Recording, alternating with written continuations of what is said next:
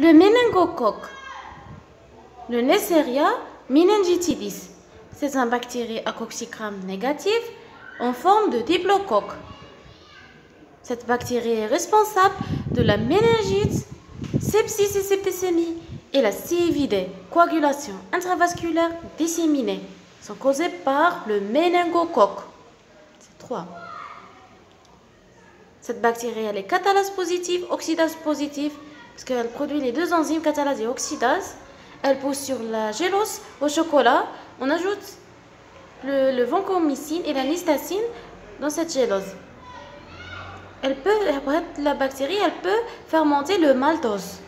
Un autre test, on met dans un tube un échantillon pur de la culture qui contient les méningocoques et on rajoute un mélange de rouge de phénol plus le maltose. Donc, le tube, la couleur, elle est rouge.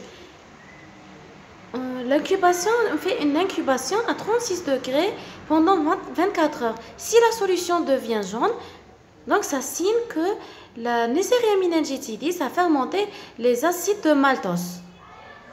Signe les Neisseria meningitidis. Ce test se fait pour différencier de l'infection par le Neisseria gonorrhoeae. Parce que le Neisseria gonorrhoeae, la solution va rester rouge parce que le Neisseria gonorrhoeae, cette bactérie ne fermente pas les acides de maltose. Contrairement au Neisseria meningitidis, il fermente les acides de maltose où la solution devient du rouge vers le jaune. Donc la solution devient jaune. Lorsqu'on a la Neisseria meningitidis, le méningocoque, la solution devient jaune. Maintenant, on passe pour les facteurs de virulence de cette bactérie. Le Neisseria meningitidis, le méningocoque, a plusieurs facteurs de virulence. Premièrement, il est encapsulé, donc il contient des piliers. Ces piliers permettent l'attachement de la bactérie sur les cellules de l'hôte. C'est le premier facteur de virulence. Le deuxième facteur de virulence, c'est les toxines qui détruisent les IgA plus le catalase. Le catalase, on verra le rôle de le catalase. Les neutrophiles, lorsqu'elles phagocytent les bactéries, à l'intérieur de phagosome, il y aura la libération de l'H2O2, le peroxyde d'hydrogène, qui a un but pour détruire les bactéries. Mais la bactérie va libérer l'enzyme catalase qui va décompenser l'H2O2.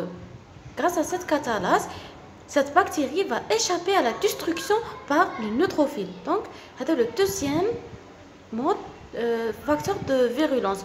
Maintenant, on passe pour le troisième facteur de virulence, c'est la toxine, protéine de liaison au facteur H. Le facteur H va détruire les cellules endothéliales capillaires. Donc, la bactérie, le sang, elle va libérer la toxine de liaison au facteur H. Cette toxine va détruire les cellules endothéliales capillaires et les cellules endothéliales capillaires lysées, elle va libérer le facteur tissulaire responsable de formation des caillots.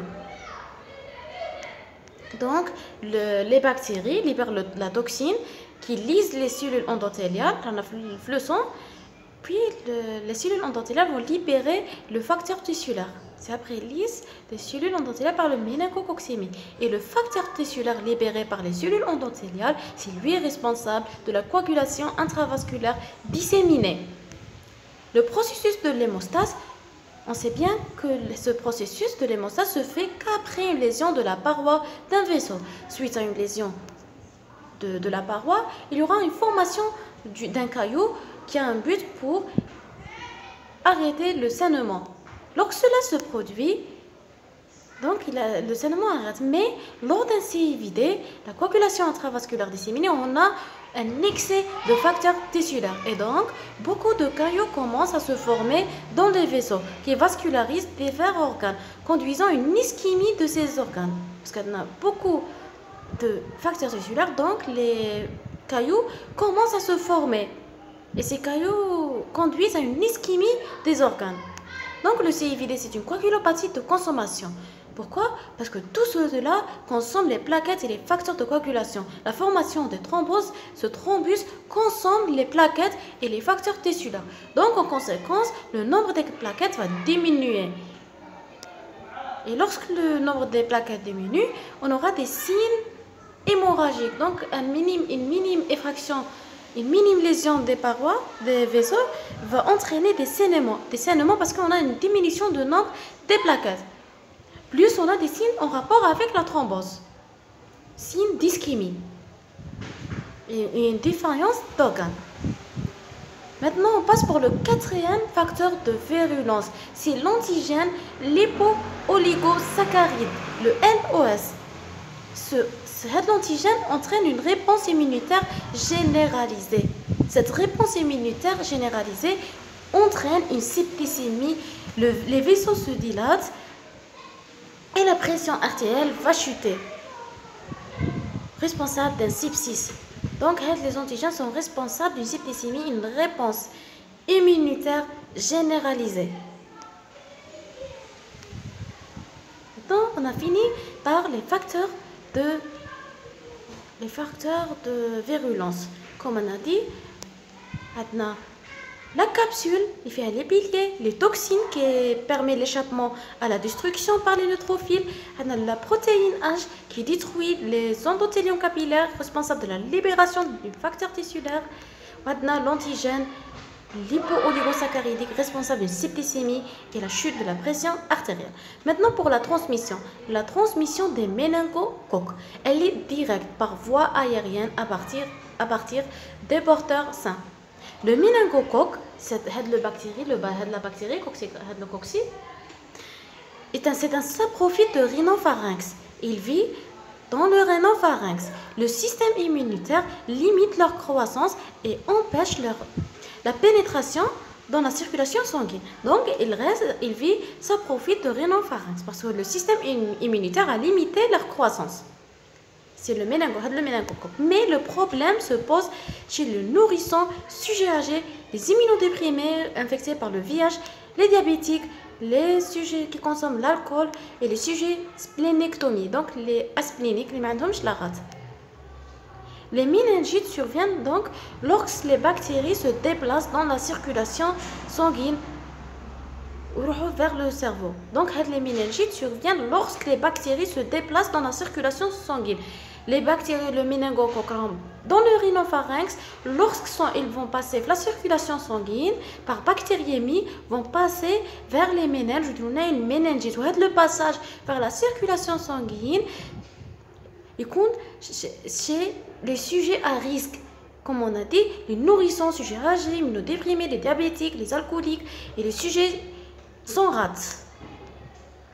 Au niveau de la barrière hémato-encéphalique, les vaisseaux, la toxine libérée par les bactéries va percer l'endothélium et les bactéries vont pénétrer dans le LCR. Puis on va entraîner une méningite. Donc l'atteinte méningée se fait par bactériémie à l'occasion d'une pharyngite. Ou la pharyngite, comme on a dit, elle survient chez les sujets à risque. La bactériémie se survient chez le sujet à risque. Donc, notre méningocoque, comme on a dit, premier gars, il est responsable des méningites par bactériémie, sepsis par les antigènes oligosaccharidiques et par le CIVD par lésion de l'endothélium vasculaire et libération du facteur tissulaire. Donc, tout ça, c'est causé par le méningocoque. Méningite, sepsis et CIVD.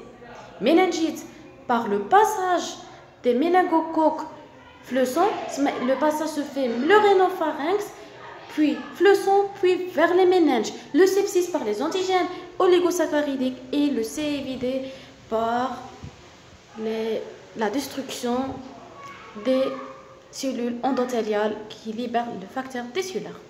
Donc, c'est ça le méningocoque.